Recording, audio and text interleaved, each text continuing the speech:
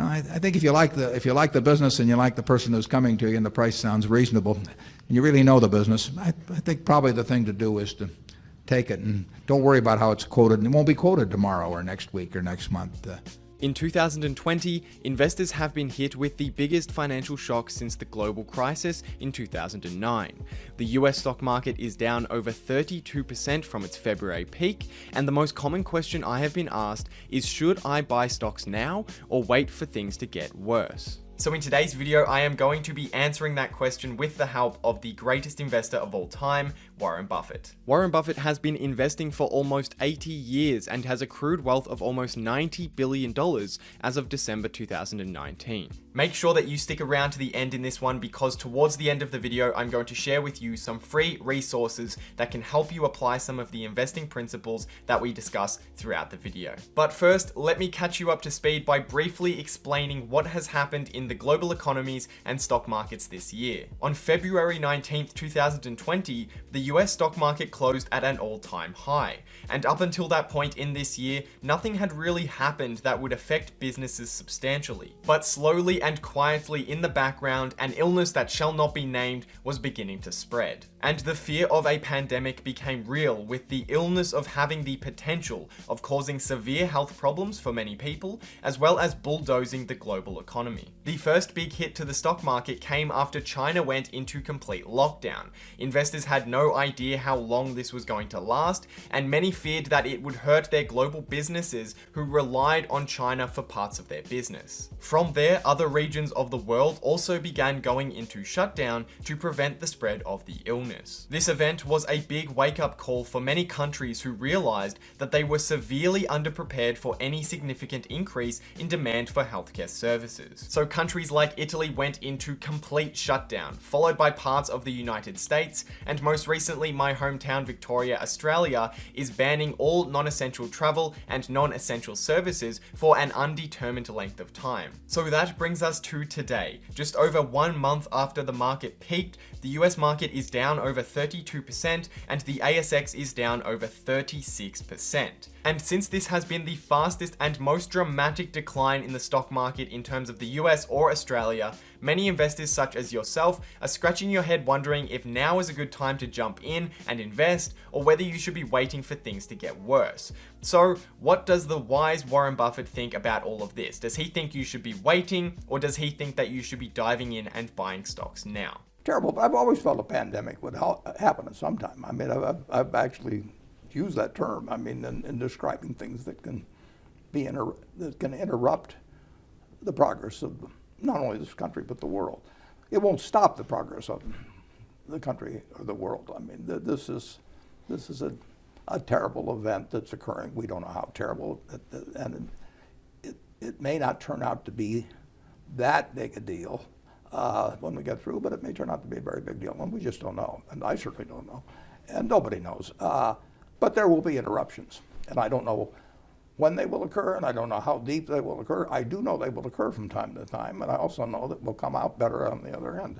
So Buffett thinks that these such events are entirely unpredictable in terms of when they will happen, how long they will last, and how severe they will be. However, he also believes that if you have an investing horizon that is 10, 20, 30 years or more, then you don't need to be able to predict how long these events are going to last, how severe they'll be, or even when they will occur. And the reason why is because over the past 100 years, there has been multiple world wars, pandemics, financial crises, and economic shocks, all of which seemed like the end of the world at the time. But if you look 10, 20, or 30 years out after any of these events, you will notice that the global economy is much stronger than before, businesses are more productive than before, and as a result, business values and business prices are substantially higher than they were before. In a recent Yahoo Finance interview, Warren Buffett shared a piece of investing philosophy and investing advice that is vital to understand, especially with all that is going on in the markets right now. We believe in trying to function on to focus on what's knowable and important. Now, interest rates are important, but we don't think they're knowable. The question is the box that says knowns and important, knowable and important, is there anything in that box? And can you tell what's in that box and what isn't in that box? And it's what I call knowing your circle of competence. And my circle of competence doesn't include the ability to predict interest rates a day from now or a year from now or 5 years from now. So I say, can I function without knowing that? It's the same way as predicting what business is going to do or the stock market is going to do. I can't do any of those things. But that doesn't mean that I can't do well investing over time. Buffett says he focuses on what is important and knowable, a box that he calls his circle of competence. He also says that it's super important to understand what is important but not knowable, and in that category he puts things such as interest rates and how long a stock market crash will last. He believes these things are unknowable, but knows that he can still make great investments over the long term by not knowing how interest rates function or how long a stock market crash will last. If you find a business, a stock on the stock market that can survive through a 2-year period of really poor economic conditions, and you are confident that on the other side they will be serving more customers and producing more profits for shareholders, then why on earth would you want to be waiting out of the market now? Waiting outside of the market with cash and hoping that you can figure out where the bottom will be at some point in the future is a fool's game. The length and severity of a stock market crash is unknowable. So to make an investment decision based on something that is unknowable makes absolutely no sense. And if you invest in stocks now, it shouldn't be because you think the bottom has happened, because again, that is an unknowable fact. So don't make investment decisions based on that. But if you're investing now, you understand that the market might go up from here, it might go down further for the next 6 months, but over the long term, 10, 20, 30 years out, it will be higher. So that is why investing in the market and trying not to pick the bottom is the most rational approach if you want to be a great long-term investor. But that also means that if you want to put money in the market now and are expecting to be able to take it out at a higher price in 12 to 24 months, then you should really be staying away from the market, because going back again, the short term, 12 to 24 months, the length of this stock market crash and the severity of this stock market crash are all things that are important, but they are unknowable. So you cannot make investments thinking that you know the market will be higher or lower in 12 or 24 months. However, if you are willing to put money into the market and forego it for the next 10 years, you don't need access to it, then it makes absolutely no sense to be waiting out of the market. The only question left is, what kind of vehicle are you going to use in order to invest in the stock market? If you're index fund investing, which is what most people should probably be doing, 99% of people, you will be buying an index that broadly invests your money into the top businesses in the US market or maybe the Australian market if you're in Australia, and you just simply need a dollar cost average plan. How much are you going to set aside from your income every week or every month in order to invest? And then figuring out how often you're going to invest. Is it going to be every month? Is it going to be every 2 months, 3 months, 6 months? Whatever it is, you need to figure that out and stick to it over the very long term. But for those who have been watching my channel for a while and you're interested in picking individual businesses, then the dollar cost average plan is not something you would want to be doing. You need to find great businesses that meet our criteria that we talk about on the channel all the time. You need to figure out what is a likely amount of cash that you can expect to get out of those businesses, and then you need to buy them if they are below a certain price that ensures you're going to make a good return. If you're interested in learning more about how to have more confidence and consistency when analyzing individual businesses, then I suggest that you hit subscribe and check out some of the other videos on my channel where I break down all of the 4 components needed in order to find great businesses at prices that ensure we make high returns. And if you are one of those people who is picking individual businesses and trying to analyze them as investments,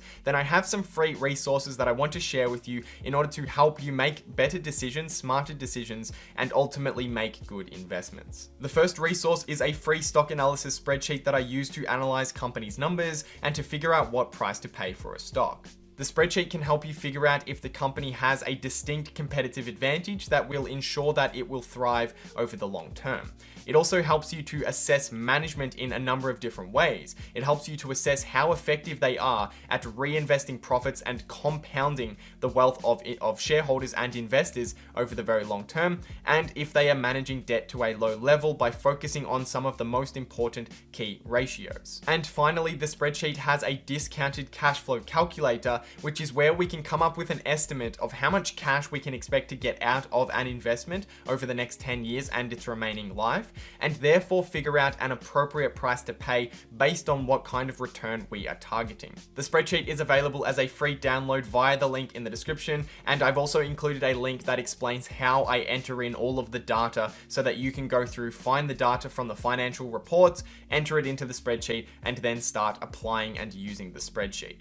The second resource that I want to talk about is a free training where I show you the process that I go through when I'm analyzing individual businesses so that I can have more consistency in returns and be more confident in my investment portfolio. If you are someone who has a decent understanding of value and long-term investing, but you're ready to sort of take it to the next level and dive deeper into the nitty-gritty of stock analysis, then also linked down in the description below is a free 30-minute training video going through my process. And also after that video, if you watch the video all the way to the end, you can also apply for a call with me, a free call that's 30 minutes, and we can discuss your investment strategy. So go down there, click the link, watch the video in full, and then afterwards, if you want to book a call with me to have a chat, it's completely free. You just need to click and apply, schedule in a time. You need to fill out the application, and then I select a few of the applicants and I have calls with them throughout the week. So if you're interested in that, go ahead and check it out via the link down in the description below.